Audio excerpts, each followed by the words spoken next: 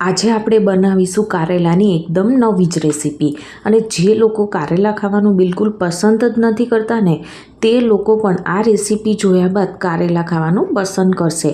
તો ચાલો ફટાફટ આવી કારેલાની એકદમ નવી જ રેસીપી જોઈ લઈએ। તો અહીંયા મેં આ રીતના મોટી સાઇઝના 2 કારેલા લઈ લીધેલા છે, જેને મેં 2 થી 3 પાણીએ બરાબર ધોઈને પછી તેને કોરા કરી લીધા છે। તો અત્યારે માર્કેટમાં તમને આસાનીથી એકદમ ફ્રેશ અને તાજા એવા આવા કારેલા મળી રહેતા હોય છે। તો હવે આપણે આગળ અને પાછળનો જે ડીટીયાનો ભાગ છે તેને આપણે કટ કરી લઈએ અને કારેલાને આપણે આવી રીતના ગોળ ગોળ સ્લાઇસમાં કટ કરી લઈશું। તો એકદમ મીડિયમ સ્લાઇસ એવી આની આપણે કટ કરીશું। તો અહીંયા મેં રાઉન્ડ શેપમાં આ રીતના એકદમ મીડિયમ સાઇઝની સ્લાઇસો કટ કરી લીધી છે।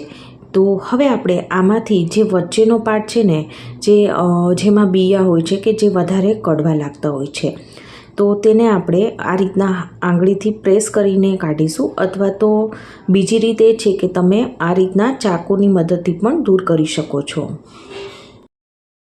તો અહીંયા મેં બધા જ કારેલાની સ્લાઇસમાંથી વચ્ચેનો જે ભાગ છે એ મેં દૂર કરી લીધો છે। તો હવે આપણે આમાં ઉપરથી 2 થી 2.5 ચમચી જેટલું મીઠું એડ કરીશું અને એકવાર આ રીતના આપણે મિક્સ કરી લઈએ। આમ કરવાથી કારેલામાં જે કડવાશનો ભાગ છે ને એ થોડા અંશે દૂર થાય છે। કારેલામાં નેચરલી તેની કડવાશ તો હોય જ છે, તો થોડાક તો તમને કડવા લાગશે જ, પરંતુ મારી ગેરંટી છે કે આ રેસીપી જોયા બાદ તમે બીજી બધી રેસીપી ભૂલી જશો। તો આ રીતના મીઠું ચડાવવાથી ફ્રેન્ડ્સ આમાં જે કડવાશનો ભાગ છે ને એ પાણી રૂપે દૂર થશે। તો હાથેથી આપણે આ રીતના મસળીને કારેલામાં મીઠું ચડાવી દઈએ। આ રીતના મીઠું થોડુંક ઓગળવા લાગે ને બસ ત્યાં સુધી આપણે તેને મીઠા સાથે આ રીતના મિક્સ કરવાના છે। 2 થી 3 મિનિટ બાદ ફ્રેન્ડ્સ અહીંયા જો કારેલા છે ને થોડાક ભીના થઈ ગયા છે, એટલે મીઠું ઓગળીને તેની ઉપર ચડી ગયું છે। તો હવે આપણે તેને એક બીજા વાસણમાં લઈ લઈએ અને ઢાંકીને તેને 15 મિનિટનો રેસ્ટ આપીશું, એટલે આમાંથી છે ને મીઠું અને કારેલાનું પાણી છે ને એ છૂટશે। 15 મિનિટ બાદ આપણે ડીશ ખોલીશું। તો ફ્રેન્ડ્સ અહીંયા જુઓ, હું તમને સાઈડમાંથી તેનું પાણી છૂટેલું દેખાડી દઉં। તો આ રીતના આટલું પાણી છૂટી ગયું છે, પરંતુ હજી કારેલામાં પાણી છે। તો 2 હાથમાં લઈ આ રીતના આપણે પ્રેસ કરતા જશું અને તેમાંથી આપણે પાણી આ રીતના પ્રેસ કરીને નિતારતા જશું અને કારેલાને આપણે બીજી ડીશમાં મૂકી દઈએ। તો બસ આવી જ રીતના બીજા બધા કારેલા છે ને એમાંથી પણ પાણી નિતારી લેશું।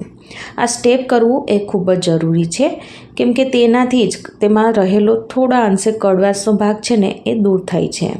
અને ફ્રેન્ડ્સ અહીંયા જુઓ, કારેલામાંથી છે ને આટલું પાણી નીતર્યું છે। તો જે લોકોને ડાયાબિટીસ છે ને તો તે લોકો આમાં અડધો ગ્લાસ જેટલું પાણી એડ કરીને અને પછી પીવે તો તે બહુ જ ફાયદાકારક નીવડે છે। હવે આપણે આમાં બધા મસાલા કરી દઈએ। તો અહીંયા મેં એક નાની ચમચી જેટલું લાલ મરચું પાવડર અને આ રીતના બધી સાઈડથી આપણે તેને છાંટી દઈશું અને 1.5 ચમચી જેટલું આપણે ધાણા જીરું એડ કરીએ અને સ્વાદ અનુસાર નમક એડ કરીશું। જો કે આપણે પહેલાં પણ આમાં મીઠું એડ કર્યું હતું, પરંતુ તેનું પાણી થઈને આપણે અલગ કરી દીધું હતું। તો જ્યારે ખાઓ ત્યારે એવું ના થાય કે નમક ઓછું છે। તો આ રીતના આપણે થોડું ઉપરથી મીઠું એડ કરીએ। આ કારેલામાં ચટપટો સ્વાદ આપવા માટે 1/2 ચમચી જેટલો ચાટ મસાલો એડ કરીએ। હવે થોડો આપણે લીંબુનો રસ એડ કરીશું।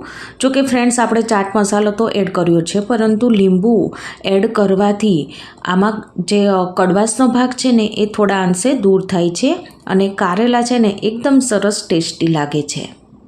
હવે 3 મોટી ચમચી જેટલો ચોખાનો લોટ એડ કરીશું।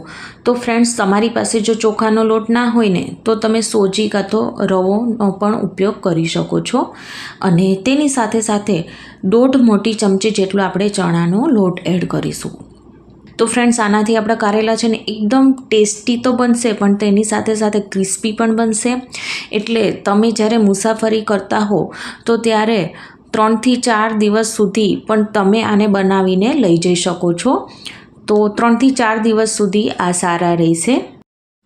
હવે હાથેથી બધું આ રીતના આપણે મિક્સ કરી દઈશું, એટલે કારેલામાં લોટ અને જે કંઈ આપણે મસાલા એડ કર્યા છે એ બધા જ સારી રીતે ચડી જશે. 2 થી 3 મિનિટના અંતરે ફ્રેન્ડ્સ અહીંયા જુઓ કારેલામાં મસાલા અને જે કંઈ લોટ એડ કર્યો તે બધું સરસ એવું ચડી ગયું છે. તો હવે આપણે આવી રીતના જ એટલે કે ખુલ્લા જ તેને 15 મિનિટનો રેસ્ટ આપીશું. ત્યારબાદ જ આમાંથી આપણે આગળની પ્રોસેસ કરીશું. 15 મિનિટના રેસ્ટ બાદ ફ્રેન્ડ્સ અહીંયા જુઓ કારેલામાં લોટનું એકદમ સરસ કોટિંગ થઈ ગયું છે, પરંતુ હજી અહીંયા આપણે કોરો લોટ નીચે દેખાઈ રહ્યો છે. તો ગભરાવાની બિલકુલ જરૂર નથી.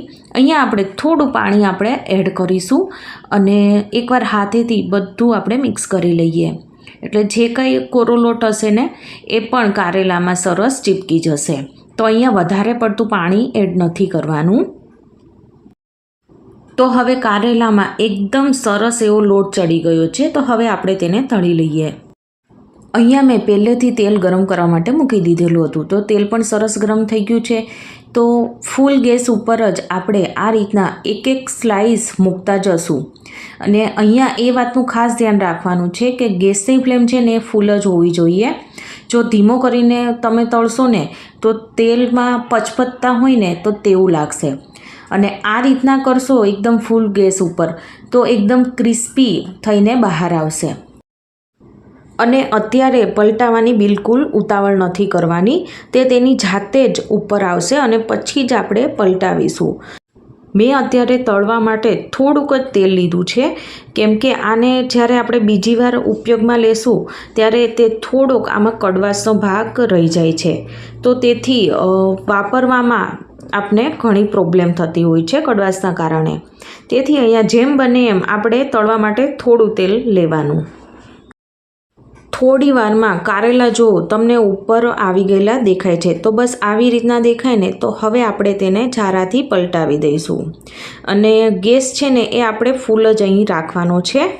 તો બસ 2 થી 3 વાર પલટાવીને આપણે તેને તળીશું ને એટલે એકદમ સરસ એવા ક્રિસ્પી બનીને તૈયાર થશે. અને આને છે ને આપણે એકદમ ગોલ્ડન બ્રાઉન કલરના થાય ત્યાં સુધી તળવાના છે. થોડી વાર પછી ફ્રેન્ડ્સ અહીંયા જુઓ તેનો કલર છે ને એકદમ સરસ એવો ગોલ્ડન બ્રાઉન આવી ગયો છે. તો બસ આટલા જ આપણે તેને તળવાના છે. તો ઝારામાં તેને લઈ લઈએ. તો એકદમ ક્રિસ્પી એવા બન્યા છે.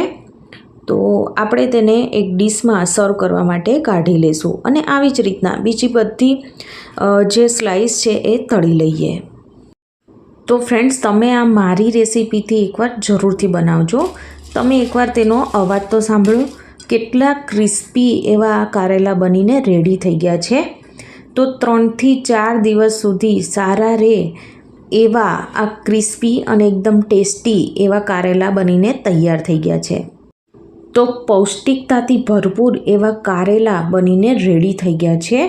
જો તમે આ રીતના બનાવશો ને તો કારેલા તમને બિલકુલ કડવા નહીં લાગે. અને ફ્રેન્ડ્સ જો તમને આજની મારી આ રેસીપી ગમી હોય ને તો મને કમેન્ટ સેક્શનમાં જરૂરથી કહેજો. અને મારી ચેનલને સબસ્ક્રાઈબ, લાઈક અને શેર કરવાનું ના ભૂલતા. તો આપણે ફરીવાર મળીશું એક નવી જ વાનગી સાથે. Thank you for watching.